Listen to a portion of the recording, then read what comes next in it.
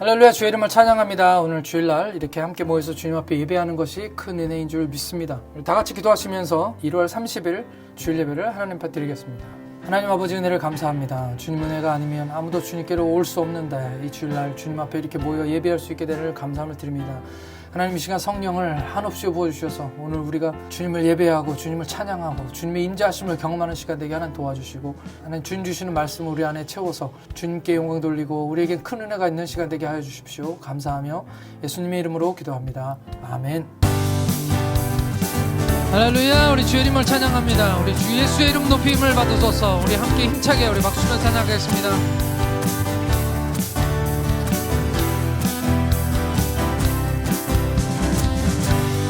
예수의 이름 높이세.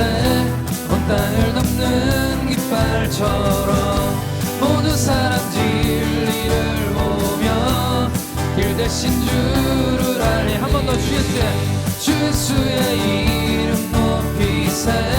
온 땅을 덮는 깃발처럼 모든 사람 진리를 보며 길 대신 주를 알리. 주 예수여 높임을 받으시옵소서. 주 예수여 높임을 받으시오. 주 예수의 이름 높이세. 주 예수의 이름 높이세. 온 땅을 덮는 깃발처럼 모든 사람 진리를 보며 길 대신 주를 알리. 주 예수의 이름 높이세. 온 땅을 덮는 깃발처럼 모든 사람 진리를 보며 길 대신 주를 알리. 주 예수여 높임을 받으시옵소서. 주 예수여 높임을 받으시오. 한 걸음씩 전진하며 한 걸음씩 전진하며 이 땅을 정복해 가네. 기도로 무기상 원수는 무너지리라. 주 예수의 이름 높이세. 온 땅을 덮는 깃발처럼 모든 사람 진리를 보며 길 대신 주를 알. 주 예수의 이름 높이세. 주 예수의 이름 높이세. 온 땅을 덮는 깃발처럼 모든 사람 진리를 보며 길 대신 주를 알리. 주 예수여 높임을 받으시옵소서. 주 예수여 높임을 받으시오. 주 예수여 높임을 받으시옵소서. 주 예수여 높임을 받으시옵소서. 주 예수여 높임을 받으시옵소서. 주 예수여 높임을 받으시옵소서. 주 예수여 높임을 받으시옵소서. 주 예수여 높임을 받으시옵소서.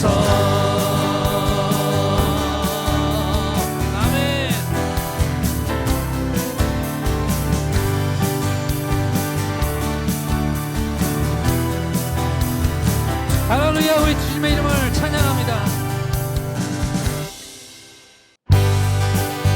찬양 좀 어려운 찬양이지만 우리 힘차게 찬양합시다. 우리 가사를 생각하면서.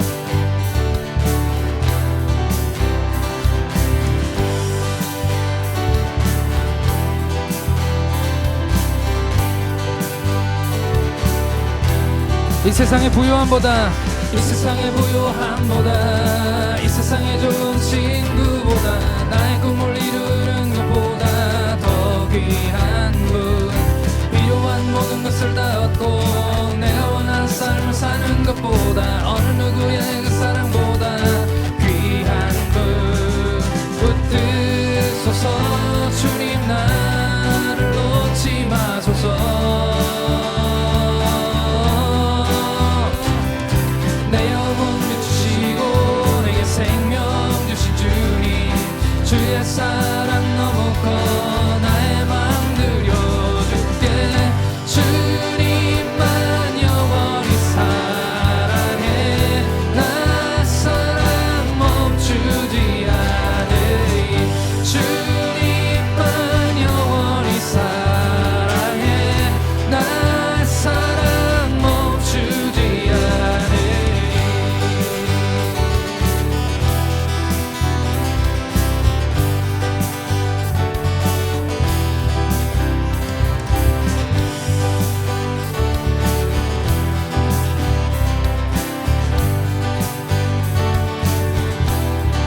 이 세상의 부여함보다, 이 세상의 부유함보다, 이 세상의 좋은 친구보다, 나의 꿈을 이루는 것보다 더 귀한 분, 필요한 모든 것을 다 얻고 내가 원한 삶을 사는 것보다, 어느 누구의 그 사랑보다 귀한 분 붙드소서. 주님 나를 놓지 마소서.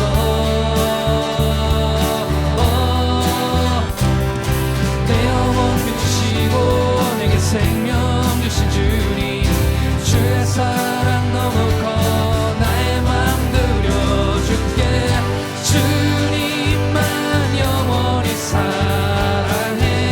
나의 사랑 멈추지 않으리. 주님만 영원히 사랑해. 나의 사랑 멈추지. 내 영혼 비추시고 생명 주신 주님, 주의 사랑 너무 커 나의 맘 드려줄게. 주님만 영원히 사랑해. 나의 사랑 멈추지 않아. 주님만 영원히 사랑해. 나의 사랑 멈추지 않으리.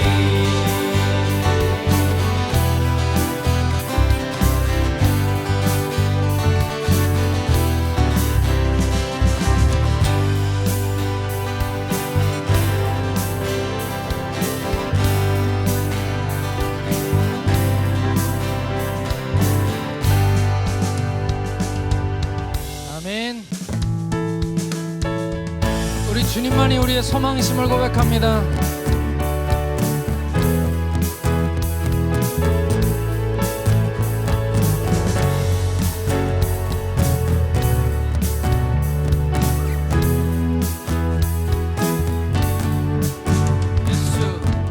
예수 열방의 소망, 예수 우리의 위로자. 주는 온 땅의 영원한 소망. 예수 어둠 속의 빛. 아멘. 예수 변함없는 진리. 주는 온 땅의 빛이 되시네. 우리 위해 죽으시고 다시 사신 생명의 주. 주님만이 소망이요 변함없는 반석이라. 주님만이 온 세상을 비추시네. 또 죽음에서 부활하신 우리 구주 평강의 왕. 주를 믿는 모든 자의 소망.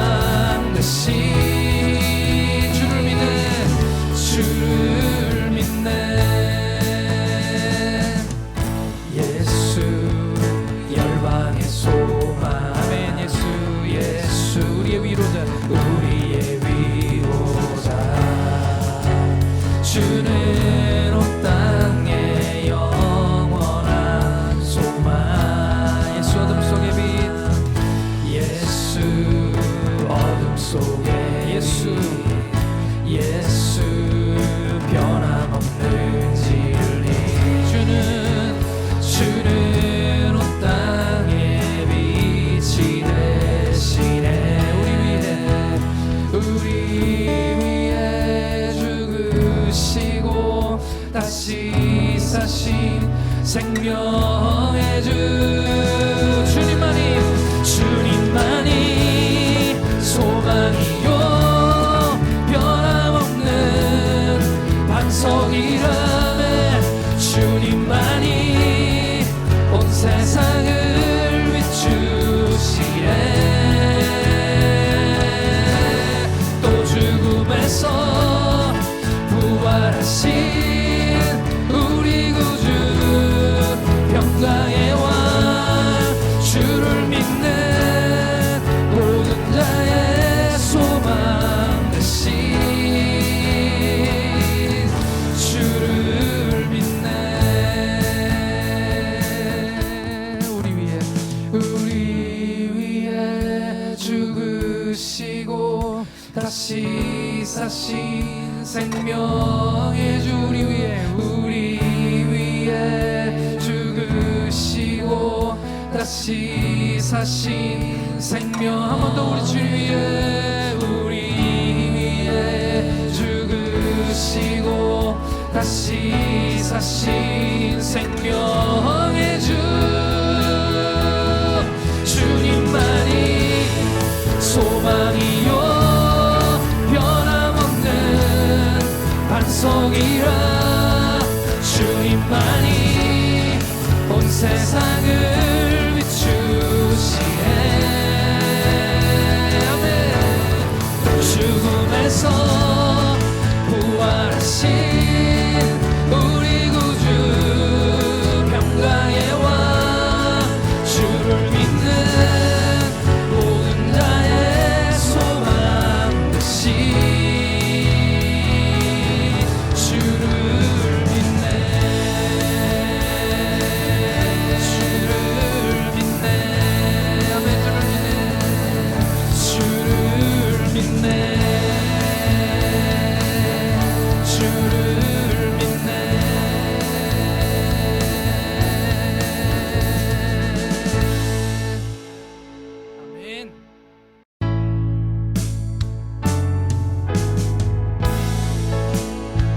우리를 위해서 죽으신 우리 주님, 그 십자가의 그 사랑에 감사합니다. 오늘 우리 주님의 사랑을 깊이 생각하면서 우리 찬양 함께 하나님께 드리겠습니다.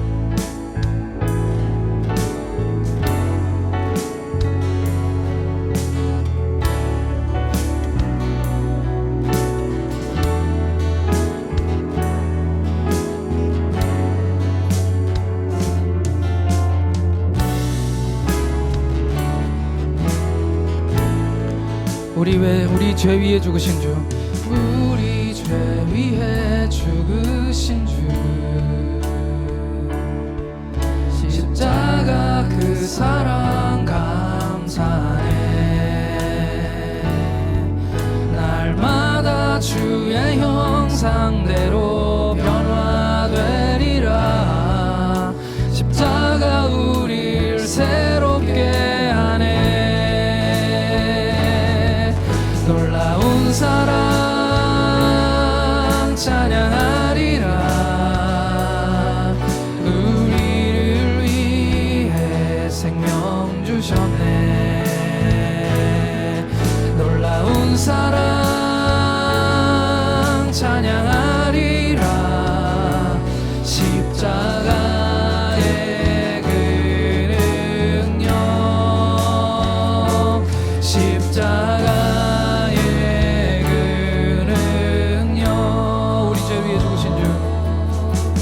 우리 죄 위해 죽으신 주. 십자가 그 사랑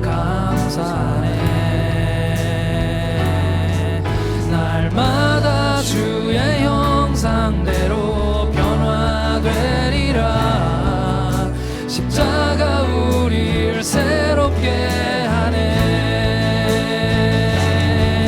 놀라운 사랑 찬양하리라.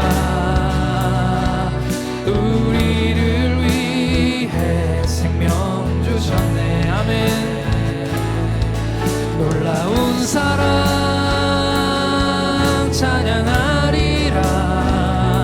십자가의 그 능력, 십자가의 그 능력. 우리 한 번 더 합시다. 우리 가사를 생각하며 우리 죄 위해 죽으신 주, 십자가 그 사랑 감사해. 날마다 주의 형상대로 변화되리라. 십자가 우리를 새롭게 하네.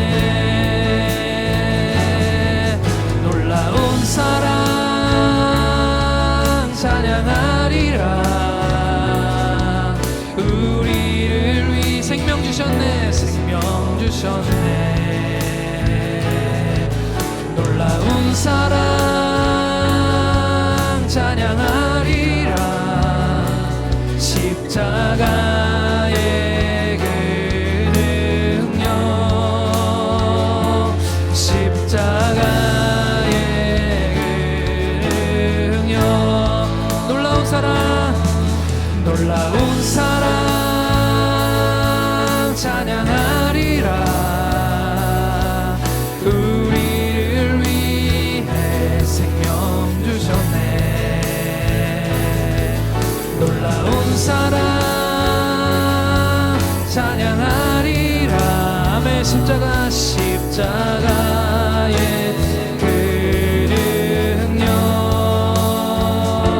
십자가의 그 능력, 십자가의 그 능력. 아멘.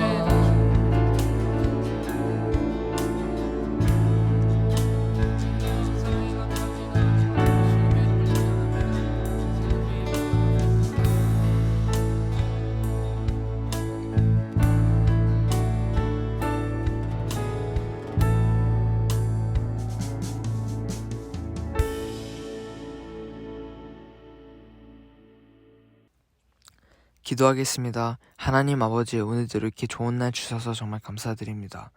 한 주 동안 지었던 모든 죄들을 용서해 주시고 잘못된 생각들과 주님 앞에서 성실하지 못했던 제 부끄러운 모습들을 회개합니다. 계속 어려워져 가는 세상 속에서 주님 없이는 저희는 목자 없는 양 같은 존재들입니다. 항상 어디에서 무엇을 하든 주님께서 함께 해주시고 은혜로 구원받은 생명과 기쁨으로 살게 해주세요. 날마다 확산되는 코로나로부터 저희를 지켜주세요. 평생 주님만을 의지하며 살 수 있는 주님의 자녀들 다 되게 해주시고 말씀과 기도로 주님께 더욱 다가가기를 원합니다. 오늘 드리는 이 예배에 하나님 함께 해주시고 말씀을 드릴 때 집중해서 듣고 말씀으로 변화되는 우리가 되게 해주세요. 저희는 오직 주님께만 찬양하며 기도합니다. 새 생명 주시는 주님께 제 온 마음 다하여 기도와 예배를 드리고 감사를 드리며 예수님의 이름으로 기도했습니다. 아멘.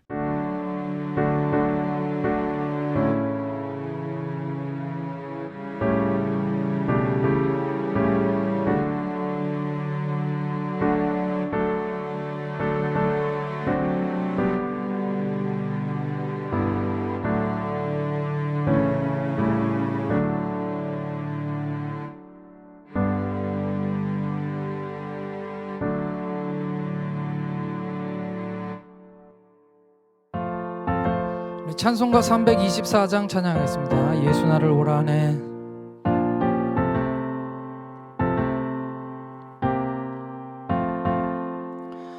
예수 나를 오라네. 예수 나를 오라네. 어디든지 주를 따라 주와 같이 가자.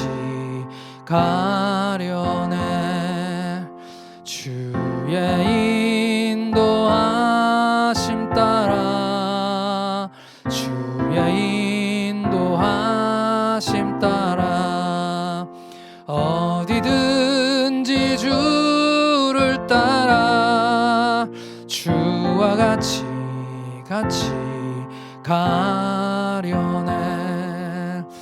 겟세마네 동산까지 주와 함께 가려 하네. 피땀 흘린 동산까지 주와 함께 가려네. 주의 인도하심 따라 주의 인도하심 따라 어디든지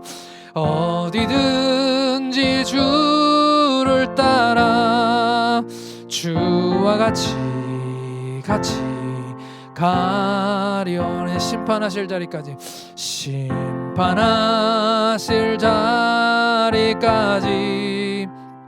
주와 함께 가려 하네. 심판하실 자리까지 주와 함께 가려네. 주의 인도하심 따라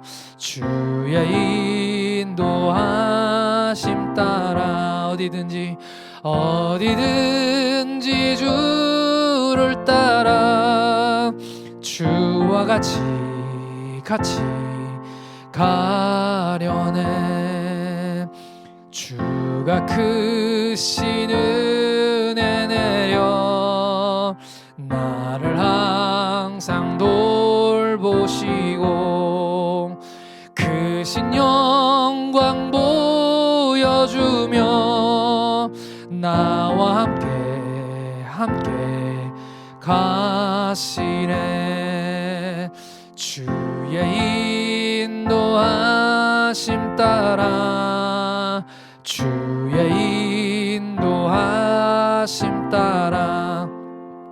어디든지 주를 따라 주와 같이 가려네. 아멘. 하나님 말씀 함께 읽겠습니다. 하나님 말씀은 사도행전 25장 1절에서 12절 말씀입니다. 사도행전 25장 1절에서 12절 말씀 함께 읽겠습니다. 베스도가 부임한 지 3일 후에 가이사랴에서 예루살렘으로 올라가니 대제사장들과 유대인 중 높은 사람들이 바울을 고소할세. 베스도의 호의로 바울은 예루살렘으로 옮기기를 청하니 이는 길에 매복하였다가 그를 죽이고자 함이더라. 베스도가 대답하여 바울이 가이사랴에 구류된 것과 자기도 멀지 않아 떠나갈 것을 말하고 또 이르되 너희 중 유력한 자들은 나와 함께 내려가서 사람들에게 만일 옳지 아니한 일이 있거든 고발하라 하니라. 베스도가 그들 가운데서 8일 혹은 10일을 지낸 후 가이사랴로 내려가서 이튿날 재판 자리에 앉고 바울을 데려오라 명하니 그가 나오매 예루살렘에서 내려온 유대인들이 둘러서서 여러 가지 중대한 사건으로 고발하되 등이 증거를 대지 못한지라. 바울이 변명하여 이르되 유대인들의 율법이나 성전이나 가이사에게나 내가 도무지 죄를 범하지 아니하였노라 하니 베스도가 유대인의 마음을 얻고자 하여 바울더러 묻되 네가 예루살렘에 올라가서 이 사건에 대하여 내 앞에서 신문을 받으려느냐? 바울이 이르되 내가 가이사의 재판자리 앞에 섰으니 마땅히 거기서 신문을 받을 것이라. 당신도 잘 아시는 바와 같이 내가 유대인들에게 불의를 행한 일이 없나이다. 만일 내가 불의를 행하여 무슨 죽을 죄를 지었으면 죽기를 사양하지 아니할 것이나 만일 이 사람들이 나를 고발하는 것이 다 사실이 아니면 아무도 나를 그들에게 내어줄 수 없나이다. 내가 가이사께 상소하노라 한대. 베스도가 배석자들과 상의하고 이르되 네가 가이사에게 상소하였으니 가이사에게 갈 것이라 하니라. 할렐루야. 사도행전 25장 1절에서 12절 말씀으로 교회 섭리를 이해하자라는 말씀으로 하나님 말씀을 증거하겠습니다. 여러분 만절필동이라는 말을 들어보셨습니까? 이 말은 황하강은 결국 굽이쳐도 동쪽으로 흐르게 된다라는 그런 뜻의 고사성어입니다. 2017년 중국 인민대회 국사 자격으로 참석한 노영민, 그때 당시 주중대사였죠. 방명록에다가 이 글을 적어가지고 논란이 되기도 했는데, 왜냐하면 네이버 국어사전에는 충신의 절개를 꺾을 수 없음을 이루는 말이라고 되어 있기 때문입니다. 뭐 중국을 사대했다, 뭐 이런 이야기가 있었죠. 그러나 한국 고전 용어 사전에서는 곡절이 있긴 하지만 마침내는 본 뜻대로 나간다라는 뜻으로 해석하고 있기도 합니다. 모든 강은 다 결국 바다로 흘러가죠. 물은 높은 곳에서 낮은 곳으로 흐르기 때문입니다. 오늘 이야기는 베스도가 부임한 지 3일째 되는 이야기에서 시작합니다. 벨릭스가 그 자리에서 쫓겨나고 베스도가 부임했는데 당일에는 부임했고 그 다음날 하루 쉬었다가 그리고 제 3일째 되던 날 바로 현지 시차를 마음이 급했나 봅니다. 현지 시차를 예루살렘으로 갑니다. 그 예루살렘에 가서 현지 지도자, 그 유대인들을 만나죠. 베스도가 이 유대 지역을 만만히 보고 있지 않다는 것을 알 수가 있죠. 전임자 벨릭스의 예도 있고 쫓겨갔죠.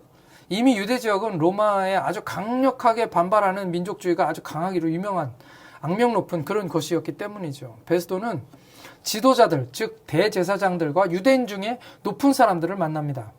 재미있는 것은 바울이 옥에 갇힌 지 2년이나 지났음에도 불구하고 아직도 그들의 첫 번째 현안은 바울이었습니다. 이 유대 지도자들은 베스도에게 첫 번째 요청사항으로 바울을 예루살렘에서 재판해달라라고 요청합니다. 당연히 우리가 알듯이 이 이송하는 과정에서 자객을 동원해서 바울을 죽이려는 계획이었죠. 죄가 없기 때문에 합법적으로 죽일 수 없기 때문이었죠. 그러나 베스도는 그렇게 호락호락한 사람이 아니었습니다. 베스도는 그가 이미 2년간 구류 중이었다는 말을 합니다. 요즘으로 말하면 증거인멸, 도주 우려가 없다 뭐 이런 뜻이죠. 그리고 본인이 곧 가이사라로 돌아갈 것이기 때문에 내가 가면 빨리 처리할 것이다 라고 이야기하면서 그들에게 제안을 합니다. 오히려 이참에 같이 가서 바로 재판하자. 너희들이 나를 따라가서 같이 재판하자. 일종의 정치인의 밀당입니다. 오자마자 유대인에게 주도권을 뺏기면 임기 내내 끌려다닐 것이 뻔하기 때문에 아주 노련하게 주도권을 가져가는 것입니다. 결국 그래서 다 같이 가이사라로 내려갑니다. 이게 뭔가 잘못된 거죠. 유대인의 입장에서는 사실은 이럴 계획이 아니었습니다. 그냥 베스도한테 요청해서 예루살렘에 데려가서 재판을 하게 해달라 해가지고 가는 도중에 즐기려고 했는데 어떨 겨에 가이사까지 내려가게 되었던 것입니다. 같이 가고 있는 이 대제사장, 유대인들 지금 말도 못하고 같이 그냥 가는 거예요. 아주 웃기는 상황이 되었습니다. 결국 재판이 시작되었는데 뭐 볼 것도 없이 유대인들은 증거가 하나도 없습니다. 하나도 못 내는 것이죠. 5절에서 7절 말씀입니다. 또 이르되 너희 중 유력한 자들은 나와 함께 내려가서 그 사람에게 만일 옳지 아니한 일이 있거든 고발하라 하니라. 베스도가 그들 가운데서 8일 혹은 10일을 지낸 후 가이사라로 내려가 이튿날 재판자리에 앉고 바울을 데려오라 명하니 그가 나오매 예루살렘에서 내려온 유대인들이 둘러서서 여러 가지 중대한 사건으로 고발하되 능히 증거를 대지 못하니라. 그렇지만 바울은 떳떳하고 할 말도 많았습니다. 8절 말씀에 이제 변명을 하는 거죠. 아주 간단합니다. 이제는 바울이 변명하여 이르되 유대인의 율법이나 성전이나 가이사에게 내가 도무지 죄를 범하지 아니하노라 하니 여기서 가이사에게 세 가지 율법, 성전, 가이사 이 어느 것에게도 도무지 죄를 범한 일이 없다고 얘기합니다. 도무지라는 말을 사용해서 지금 번역을 했지만 사실은요. 율법에도 죄를 범하지 않고 성전에도 배를 범하지 않고 가이사에게도 배를 범하지 않았다라는 말입니다. 유대 전통에서 반복은 강조입니다. 나는 죄가 없다. 그래서 이것을 한꺼번에 뭉쳐서 우리 한글 성경에서는 도무지라고 얘기하고 있는 거죠. 무죄가 자명합니다. 그런데 상황은 또 이렇게 흘러갑니다. 무죄 판결을 내리는 것이 아니라 베스도가 되레 바울에게 묻습니다. 예루살렘에서 재판받을래? 이게 또 뭔가요? 지금 바울은 죄가 없다는 것이 모든 사람이 다 알고 있는 사실이에요. 근데 그들의 요청을 받아들은 이 베스도가 그들의 환심을 사려고 또 예루살렘에서 재판을 꺼내고 있는 것입니다. 이게 무슨 말인가 하면은요. 국제사법재판소가 원비어를 북한에서 돌아가신 원비어 있잖아요. 미국 사람. 그 원비어를 평양 가서 재판하자고 하는 꼴이에요. 이게 말이 됩니까? 여기서 바울은 아마도 어디 더 이상 갈 데가 없다라는 것을 느꼈을 것입니다. 더 이상 후퇴할 곳이 없다. 아무도 날 도와줄 사람도 없고 여기에서는 내가 아무 희망이 없구나라는 생각을 했을지 모릅니다. 그래서 그가 선택한 방법은 이것입니다. 10절에서 11절 말씀. 바울이 이르되 내가 가이사의 재판 자리에 앞에 섰으니 마땅히 거기서 신문을 받을 것이라. 당신도 잘 아시는 바와 같이 내가 유대인에게 불의한 일을 행한 일이 없나이다. 만일 내가 불의를 행하여 무술 죽을 죄를 지었으면 죽기를 사양하지 아니할 것이나 만일 이 사람이 나를 고발하는 것이 다 사실이 아니면 아무도 나를 그들에게 내어줄 수 없나이다. 내가 가이사에게 상소하노라 한대. 그리고 페스도는 못 이기는 척 로마 황제 가이사에게 바울을 보내기로 결정합니다. 이것이 오늘의 이야기죠. 저는 오늘 두 가지만 여러분들에게 말씀드리고 싶습니다. 첫 번째는요, 지난 2년의 세월은 무엇인가라는 것입니다. 지난 2년의 세월. 그치요? 이 가이사랴에서 2년, 물론 그가 간접적으로 복음을 전하거나 사역할 수 있는 기회들은 열려 있었지만, 그럼에도 불구하고 도대체 왜 하나님은 가이사에서 2년을 보내게 해주셨냐는 것입니다. 그곳에서 아무 일이 일어나지 않은 걸까요? 오늘 여기서 아주 중요한 것을 우리가 보게 되는 게, 그게 무엇이냐면요, 거기서 가이사랴에 있는 2년 동안 누가 행전이라고 불리우는 누가복음과 사도행전을 쓰게 되는 것입니다. 누가는 2차 전도여행 드로아에서 만나서 마케도니아 전도를 함께 했습니다. 그리고 그는 이방인 의사였죠. 그는 바울 대신에 빌립보에 남아서 2차 전도여행 때 빌립보 교회를 섬기게 됩니다. 그리고 7년 후 3차 전도여행 때 그와 만나죠. 그리고 다시 돌아서 예루살렘에 함께 와서 함께 지냈고, 그리고 이 예루살렘에서 2년간 감옥에 갇힌 바울을 물심양면으로 도우면서 가장 가까운 곳에서 그를 섬겼습니다. 바울과 함께 이곳 가이사랴에서, 가이사랴 하면 떠오르는 사람이 있죠. 그것은 빌립 집사입니다. 초대교회의 집사이며 가이사랴에 있던 빌립과 성도들의 도움을 입어서 누가는 누가복음을 집필하고, 또 바울과 함께 있는 시간이 많기 때문에 바울과 함께 했던 시간들과, 그리고 누가가 함께하지 못했던 여정들을 바울에게 직접 듣고 그 기간 동안에 그 이야기를 담아서 사도행전까지 쓸 수 있었습니다. 누가행전의 일권격인 누가복음은 복음서 중 유일하게 이방인의 관점, 누가가 이방인이었기 때문이죠. 이방인의 관점과 세계관으로 쓴 복음서이며, 누가행전의 이권이라 할 수 있는 사도행전은 그 주제가 이방의 빛이라는 주제로 오늘 우리가 보고 있는 성경 바로 사도행전입니다. 사도들 중심의 초대교회가 어떻게 온 유대와 사마리아와 땅끝까지 확장되어 갔는가? 어쩌면 닫힌 세계관인 유대인들을, 그 유대인들에 의한 이스라엘의 하나님이 아닌 온 세상을 향한 하나님의 큰 그림과 큰 사랑을 보여주는 귀한 성경을 여기 누가를 통해서, 여기 감옥에 갇힌 2년간의 시간 속에서 하나님은 그것을 쓰게 했던 것이죠. 하나님의 큰 계획이 무엇인지를 알려주시고 보여주시는 것이라 할 수 있습니다. 2년간 바울이 가이사랴 감옥에 있었던 시간들은 헛된 시간이 아니었음을 우리가 알 수 있는 것이죠. 두 번째로, 결국 바울은 로마에 가도록 되어 있었던 것입니다. 저는 여기에서 하나님의 섭리에 대해서 얘기하고 싶습니다. 섭리라는 말을 이야기 우리가 많이 들었지만 이 섭리가 무엇인지 여러분들 잘 알고 계십니까? 우리가 이 말을 들어도 이해하지 못할 때가 참 많습니다. 섭리라는 뜻은 문자 그대로는 하나님은 자연 질서와 피조물을 보존하시고 세계에서 일어나는 모든 이들에게 관여하시며 만물을 그 목적대로 이끌고 가신다라는 뜻입니다. 우리의 삶 전체를 보고 알고 계시는 하나님께서 우리를 이 세상에 보내신 목적에 따라서 하루하루의 삶 속에서 우리를 이끄시는데, 상황과 환경과 하나님의 뜻과 계획대로 우리 안에 있는 모든 것들과 우리의 성격과 우리의 심지어는 감정 하나까지도 다 주장하셔서 그 계획대로 우리에게 역사하시는 것을 말씀하고 있는 것입니다.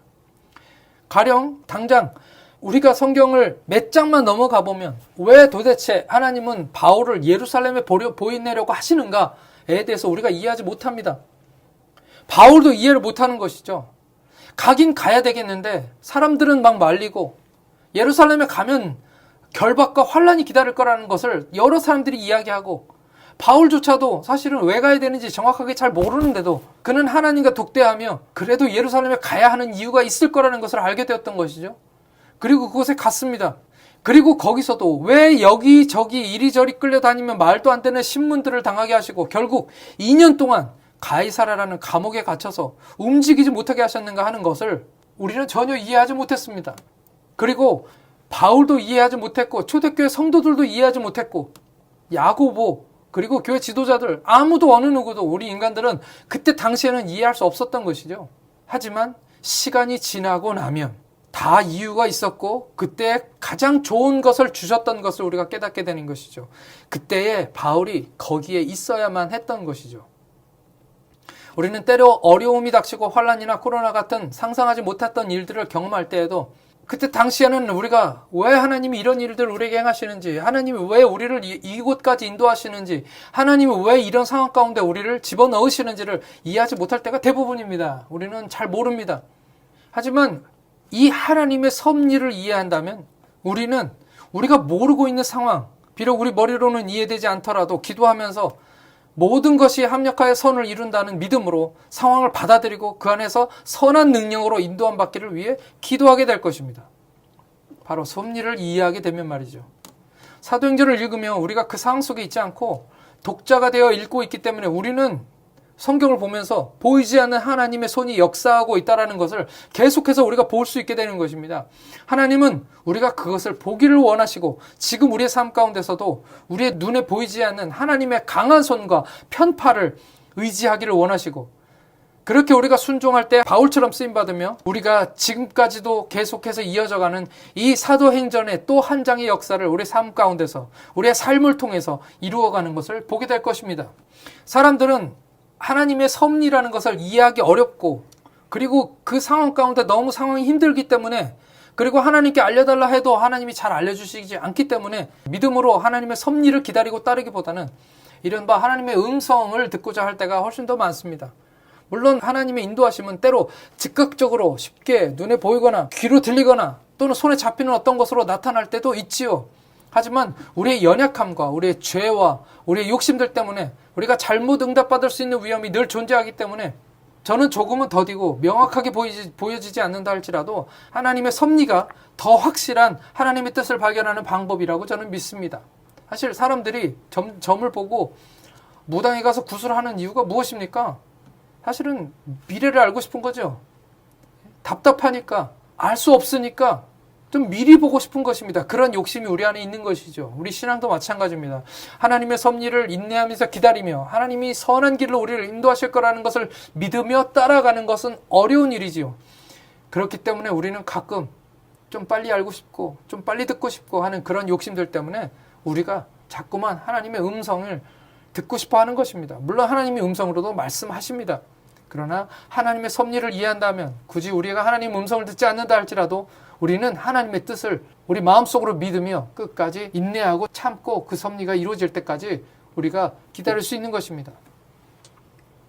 자세한 것은 알지 못했을지라도 하나님의 계획은 바울이 로마로 가야 한다는 것이었고, 오늘 일어나는 이 일이 일어나기 전에까지는 바울도 어떻게 로마에 가게 될지를 몰랐었습니다.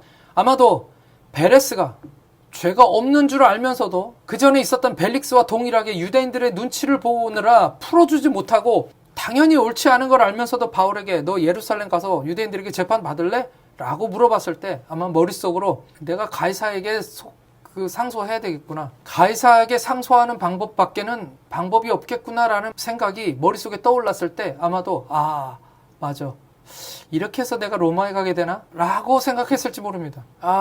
하나님이 나에게 로마로 가야 된다라는 것을 알려주셨을 때 결국은 이렇게 해서 가게 되는 거구나, 하나님의 섭리가 이렇게 이루어지는구나 라는 것을 그가 깨닫게 되었을 것입니다. 결국 그가 로마에 가게 되었습니다. 아까 말씀드린 것처럼 만절필동, 강이 굽이 돌아서 결국은 바다로 가고 동쪽으로 가는 것처럼 오늘 하나님의 뜻대로 결국은 가게 되어 있구나 라는 것을 깨닫게 되는 것입니다. 그것이 베터 플랜이었고 그게 최선이었던 거죠. 바울은 이제 왜 그렇게 예루살렘에 와야 했는가 알아가고 있습니다. 지난 2년 가이사랴에 왜 붙잡혀 있어야 됐는지도 이제 알게 되었고요. 그리고 베스도가 부임하고 10여일밖에 되지 않았는데 이제 로마에 가게 될 하나님의 큰 계획도 알게 되는 것입니다. 어떤 도사들이나 점쟁이들은 자기가 미래를 안다는데 저는 모릅니다. 목사지만 아무리 기도해 봐도 제가 제 앞의 일들을 미리 볼 수 없습니다. 하나님이 알려주시기 전까지는. 가끔은 궁금하죠. 가끔은 이 일이 어떻게 끝날 것인지, 가끔은 코로나가 어떻게 끝나게 될 것인지, 내 삶에서 어떻게 길을 찾게 될 것인지, 우리 아이들은 어떤 아이들로 자라나게 될 것인지, 미래에 대해서 당연히 사람이니까 궁금합니다. 하나님이 알려주시면 더 좋겠죠. 그러나 믿음이 없으면 모르겠는데 믿음이 있기 때문에, 믿음이 있으면 사실은 꼭 몰라도 됩니다. 왜냐하면 우리가 아는 것 한 가지는 확실히 알거든요. 하나님은 우리를 선한 길로 인도하실 것이라는 것입니다. 할렐루야. 선한 길로 하나님이 저를 이끌고 계시다는 것을 제가 믿기 때문에, 그분은 내 연약함도 아시고 내 주위에 일어나는 일들도 알고 계시고 우리 동네에서 일어나는 일부터 시작해서 우리나라가 어디로 가고 있는지 알고 계시고 우리 주위의 나라들이 어떻게 무슨 일을 그들에게 일어나게 될 것인지, 러시아가 전쟁을 일으키거나 아마 중국이 대만을 침공하거나 여러 가지 우리에게 주위에 둘러싼 많은 일들이 일어나고 북한은 핵무기를 개발하고 미사일을 쏘고 이런 일들이 계속해서 일어나고 있음에도 불구하고 하나님은 이 모든 것까지 다 알고 계시고 심지어는 내 안에서 일어나는 작은 갈등들까지도 하나님을 다 알고 계시고 그 모든 일을 합력해서 모든 것을 다 모아서 선을 이루는 분이라는 것을 우리가 알고 있기 때문에 그분은 심지어는 이 땅을 다스리실 뿐만 아니라 온 우주를 다스리시는 하나님이시니까요. 사실은 이해가 잘 안 되죠. 어떻게 그 많은 일들을 다 합해서 하나로 뭉쳐서 그렇게 끌고 가실 수가 있는지, 어떻게 그것을 완벽하게 통제하실 수가 있는지. 그렇기 때문에 그분은 하나님이신 것입니다. 할렐루야. 섭리를 모르면 어려운 일이 생겼을 때 당황합니다. 왜냐하면 결론을 모르니까요. 그러나 우리는 하나님의 선한 계획을 믿기 때문에 삶이 긍정적이고 늘 믿는 구석이 있습니다. 남들의 위기가 우리에게는 기회가 되는 것이죠. 우리는 항상 웃을 수 있습니다. 우리는 항상 희망을 이야기할 수 있습니다. 바울처럼 감옥에 gat혀서 성경을 쓰는 누가에게 성경을 쓸 수 있는 소스를 들려주기도 하고 마치 종착지를 모르고 열차에 탄 것처럼 예루살렘으로 가는 길이 로마로 가는 길의 시작이 될 거라는 것을 어느 순간에 알게 된 것처럼 말이죠. 얼마나 재미있었을까요? 바울이 로마로 가게 되는 방법을 알게 되었을 때요. 저는 바울이 재밌었을 거라고 생각합니다. 그 재판에서. 로마로 가게 될 텐데 어떻게 가는지는 바울도 몰랐잖아요. 그런데 예루살렘으로 가서 재판을 받을래? 라고 물어보는 그 베스도 앞에서 자기 입으로 가이사에게 상소하는 방법밖에는 없겠구나 라는 것을 깨달았을 때 이건가? 하나님이 나를 로마로 가게 하실 방법이 아마 무릎을 탁 쳤을 것입니다. 그래서 우리 기독교인들, 하나님을 믿는 사람들이 자주 하는 말 중에 그런 말이 있습니다. 그게 하나님 뜻이었네. 이게 하나님의 뜻이었네. 생각보다 우리 이런 말 자주 합니다. 사랑하는 성도 여러분, 우리 삶에서 하나님의 놀라운 섭리가 있음을 믿으시기를 부탁을 드립니다. 하나님의 섭리는 항상 우리와 함께 하십니다. 하나님이 사랑하시기 때문에 오늘 우리 삶 가운데서 하나님이 만들어 나가시는 엄청나게 큰 역사 속에 우리는 그저 일부분이 되어서 그 안에 우리가 있음을 고백합니다. 그리고 하나님은 우리의 작은 것까지도 다 통제하시면서 아시면서 그 일들을 이 큰 역사 속에서 만들어 나가고 계시는 중이시죠. 웨이메이커라고 하죠. 하나님은 길을 만드시는 분이십니다. 하나님은 그 큰 길 가운데서 그 선하신 능력으로 우리의 삶을 선한 길로 이끌고 가신다는 것을 우리가 믿는 거죠. 비록 어떨 때는 우리가 기도해도 정말 힘들 때는 기도해도 기도가 안 나오고 기도해도 왜 하나님 나한테 침묵하십니까? 하나님 왜 아무 말씀도 하지 않으십니까? 왜 이렇게 내가 어렵고 힘든데 하나님 아무 말도 하지 않으십니까? 라고 우리가 불평할 때가 있습니다. 사실 그때 하나님이 음성을 딱 들려주시면서 재민아 내가 너 이렇게 할 거다라는 거 말씀해 주시면 얼마나 좋겠습니까? 근데 하나님은 그런 방법을 사용하시지 않습니다. 왜냐하면 그렇게 하면 제가 단단해지지 않거든요. 아마 힘든 일 만날 때마다 무릎 꿇고 앉아서 엉엉 울어댈 것입니다. 또 음성 들려달라고 하나님께 내 삶을 그렇게 인도해달라고 그렇게 이야기하겠죠. 그런데 하나님은 우리가 더 큰 믿음을 갖기를 원하시는 것입니다. 그래서 가끔은 아무 말도 안 하시는 거죠. 가끔은 그냥 혼자 가게 내버려 두시는 거지요. 그렇지만 하나님은 우리와 늘 함께 계셔서 그 섭리가 우리를 둘러싸고 계시고 그 섭리로 우리를 원래 가야 되는 그곳으로 이끌고 가고 계시는 것을 우리가 보게 되는 것입니다. 오늘 바울은 로마에 결국은 가게 되었습니다. 우리 삶에서도 그런 역사가 일어나길 축복합니다. 우리 삶에서도 이게 하나님의 뜻이었어. 하나님이 정말 하나님 어떻게 나를 인도하실지를 몰랐는데 이렇게 역사하시는 거였어 라는 것을 깨닫고 늘 그것을 하나님께 감사하고 이런 고백들을 늘 우리 삶 가운데서 고백할 수 있는 저와 여러분들 되시기를 축복합니다. 삶이 힘들고 어려우십니까? 그럼에도 불구하고 하나님의 보이지 않는 손이 늘 우리를 이끄시고 말씀하시고 상황이나 어떤 문제들을 통해서 우리가 몰랐던 것들을 또 깨닫게 하시고 심지어는 예수를 믿지 않는 베스도와 벨릭스 같은 사람들을 통해서도 우리의 삶을 목적지로 이끌고 가시는 것들을 우리가 깨닫게 하시는 것입니다. 사랑하는 성도 여러분, 힘들더라도 여러분들 믿음을 잃지 않으시길 부탁을 드립니다. 그리고 믿음 위에 든든히 서서 내가 잘 모르지만 하나님은 나와 함께 하시고 나의 길을 만들어 가실 거야. 나의 삶을 인도하실 거야. 결국은 내가 종착지로 가게 될 거야. 결국은 하나님 원하시는 그 뜻을 이루게 될 거야.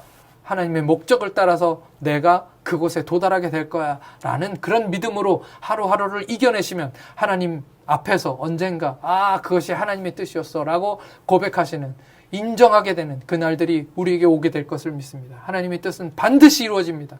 그 뜻이 우리 가운데서 이루어지기를 축복합니다. 다 같이 함께 기도하겠습니다. 하나님 아버지, 은혜를 감사합니다. 오늘 말씀 속에서 바울이 왜 예루살렘에 가야 되는지를 모르고 갔지만 종국에는 하나님의 뜻이 무엇인지 발견하고 하나님이 왜 2년 동안이나 가해사 감옥에 있게 하셨다는 것을 알게 되는, 그것이 다 하나님의 섭리였고 그것이 하나님의 뜻이었다는 것을 깨닫게 되는 것을 우리가 보았습니다. 하나님, 우리도 그렇게 되게 하여 주십시오. 우리들에게 하나님 믿음 주셔서 하나님 맨날 앉아서 문제가 생길 때마다 주저앉아 오는 것이 아니라 하나님이 이 모든 일 끝에는 하나님이 원하시는 것들이 있을 거야. 하나님이 내 삶을 인도하실 거야. 하나님 광야 40년간 지키시고 아브라함이 알바하지 못하고 갔지만 끝내는 그곳으로 간 것처럼 하나님의 커다란 뜻이 나의 삶을 이끌고 가실 거야. 내 연약함, 내 실수, 내 부족함까지도 다 아시고 그것을 끌어안으시고 고치시고 만드시고, 그래서 결국은 하나님이 원하신 그 선한 결론에 이르게 하실 거라는 그런 믿음들이 우리 삶 가운데 있게 하셔서 비록 힘들고 어려운 삶 가운데서도 믿음을 잃지 않고 희망을 선포하며 소망을 가지고 하나님 예수 그리스도 우리의 소망이라는 찬양의 고백처럼 우리가 주님께 그 찬양을 고백하게 하여 주십시오. 하나님, 우리에게 믿음이 더 강하게 하여 주시옵시고 어려울 때일수록 더 믿음으로 승리하는 우리 모두가 되게 하여 주십시오. 교회 하나님의 섭리를 이해하자. 우리가 주님의 섭리를 이해하는 우리가 되도록 하나님 축복해 주십시오. 감사하며 우리 구주 예수 그리스도의 이름으로 기도하옵나이다. 아멘. 축도로 예배를 마치겠습니다. 지금은 우리 구주 예수 그리스도의 은혜와 우리 하나님 아버지의 크신 사랑하심과 성령님의 감화 감동하시고 우리의 삶을 쫓아다니며 인도하시고 하나님의 섭리로 이끄시는 강한 역사가, 하나님의 섭리를 잘 몰라서 때로는 불평하고 넘어지고 이해하지 못할지라도 하나님 우리로 알게 하고 자라나게 하셔서 그 섭리를 깨달아 믿음으로 어려운 때를 이겨나가는 사랑하는 모든 성도들 머리 위에와 그 자녀들, 그 산업 위에, 그리고 로마와의 난대와 교회 위에 이제로부터 영원까지 함께 하시기를 간절히 축원하옵나이다. 아멘.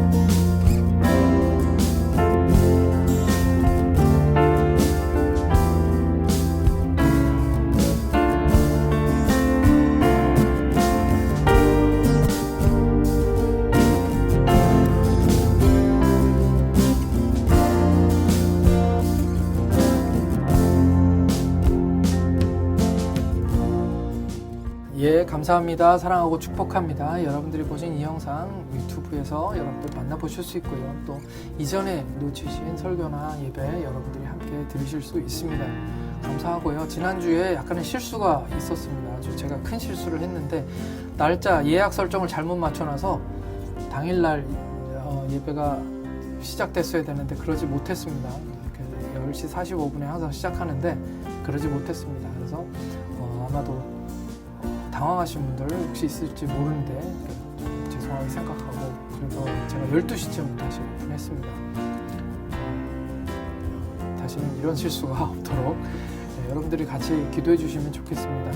그리고 한 가지 더 광고를 드릴 것은, 제가 이번 주에 저희 교회 목사님이 이제 사임하시면서 그 다음 주부터 주일 예배를 임시로 제가 예배를 섬기게 되어서 저는 오전 9시 예배 설교를 합니다. 오전 9시 예배 설교만 하니까요. 기도하고 있습니다. 오후 2시에 저희가 있는 이 참빛교회는 오전에는 예배를 드리고 오후에 예배 드리지 않기 때문에, 그래서 저희 드렸던 예배를 오후 2시에 실시간으로 드릴까 그렇게 생각하고 있습니다.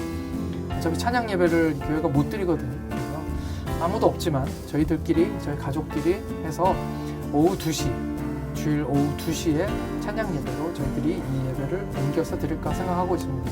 아직 좀 시간이 남아있고요. 다음 주가 아니고 그 다음 주입니다. 위해서 기도해 주시고 함께 해주시면 좋겠습니다. 설날 잘 보내시고 푹 쉬시고 저희들을 위해서도 함께 기도해 주시고 또 다음 주에 뵙겠습니다. 감사합니다. 사랑하고 축복합니다.